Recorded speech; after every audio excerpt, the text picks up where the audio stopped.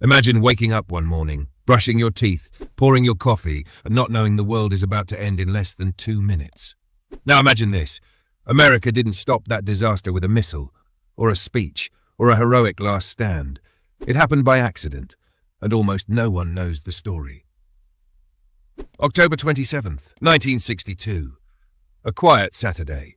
Football season. Families at home. But behind the scenes, the United States and the Soviet Union are closer to nuclear war than ever before. Closer than during World War II. Closer than anything since. History would later call this day Black Saturday, and it would become the day America accidentally saved the world. The strange part? This story doesn't begin in Washington. It doesn't begin in Moscow. It begins deep underwater, in total darkness, where one wrong assumption could erase everything.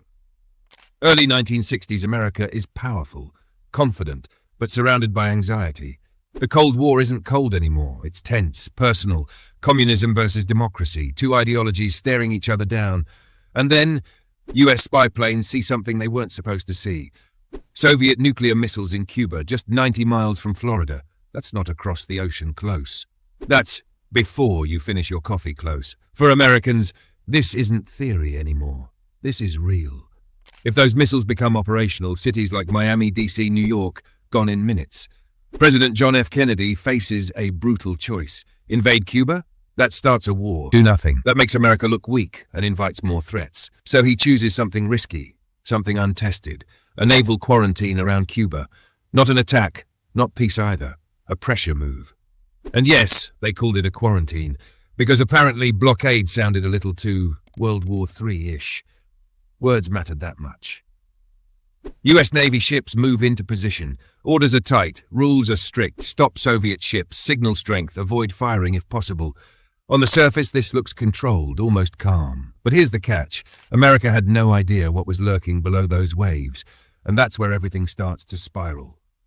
Because while Washington is calculating strategy and the public is holding its breath, a Soviet submarine, cut off from communication, is fighting heat, fear, and exhaustion, with a nuclear weapon on board. And inside that submarine, a decision is coming. One that could end the world. But it hasn't happened yet. That's next.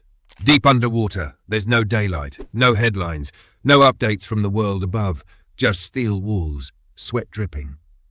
And silence that feels loud. This Soviet submarine has been underwater for days. No contact with Moscow, no radio signals. The crew doesn't know if war has started, and that uncertainty is the most dangerous weapon here. Inside that submarine are about 100 Soviet sailors, young, tired, human, and 3 senior officers who control one thing that matters most, a nuclear torpedo. Not a rumor, not a possibility, an actual nuclear weapon. America doesn't know this yet. That matters.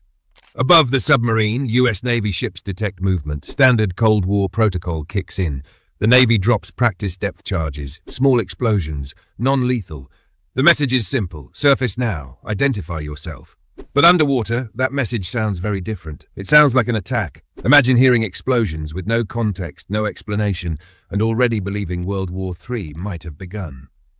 Inside the submarine, temperatures rise above 100 degrees, air is running out, men are passing out, fear turns into urgency, urgency turns into panic, and panic turns into decisions. The worst timing on Earth, it's October 27th, 1962, Black Saturday, the most dangerous day of the Cold War. Not in a war room, not on a battlefield, but in the middle of the ocean. No witnesses, no redo. The submarine captain believes the war has already started, and honestly, from his point of view, that assumption makes sense. He orders the nuclear torpedo prepared. This isn't a threat. This is a launch sequence. Protocol requires agreement from all 3 senior officers. 2 say yes.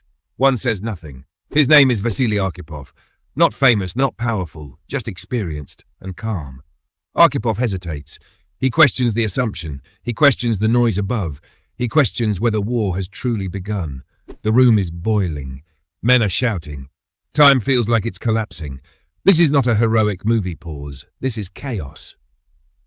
No dramatic music, no slow-motion speeches, just a guy saying, wait. Arkhipov refuses to authorize the launch. One voice. Against pressure, against fear. The torpedo is never fired. The submarine surfaces. American ships see it confused, unaware how close they just came to ending everything. No shots fired, no alarms. just a missed disaster. Here's the crazy part. America never intended to create this moment, never meant to push that submarine to the edge. Yet American strategy, American restraint, created the space for hesitation instead of annihilation. So what happens next? How does a near apocalypse end without anyone admitting how close it got? And how does America turn this accident into a lasting global change? That's where the story resolves. Because the most important impact of this day didn't happen underwater, it happened afterward, and it quietly reshaped how America and the world handled power. That's next. The ocean goes quiet again. No explosions, no alerts, just water, and the world still standing. Most people never know how close it came. When the Cuban Missile Crisis ends, leaders on both sides are shaken, because here's the uncomfortable truth. This wasn't about evil masterminds or reckless cowboys. It was about misunderstanding, delay, silence, one wrong assumption, and nothing would be left to argue about. America realizes something critical. Power without communication is chaos. President Kennedy doesn't declare victory. There's no chest-thumping moment. Instead, quiet diplomacy takes over. The Soviet Union removes missiles from Cuba. America quietly removes missiles from Turkey. Both sides save face. Both sides step back, and the world steps away from the edge. No flags planted. Just adults choosing not to blow up the planet. Honestly, underrated move. After this crisis, something historic happens. America and the Soviet Union install the Moscow-Washington hotline, a direct communication link between leaders. No delays, no guessing, no nuclear surprises. This is America learning from danger and upgrading the system. That's not weakness, that's leadership.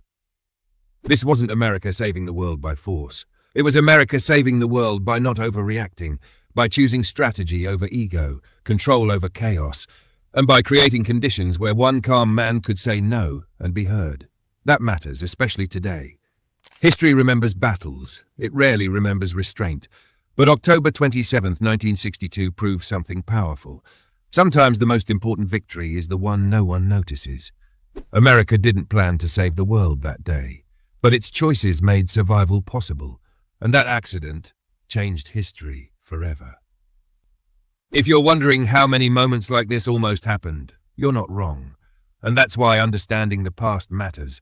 Not to glorify fear, but to recognize the value of calm thinking when everything is at stake. If this story surprised you, the next one will completely change how you see history. On your screen right now. How America secretly prepared for World War II before Pearl Harbor. Same strategy, same quiet moves, different war. I'll see you there.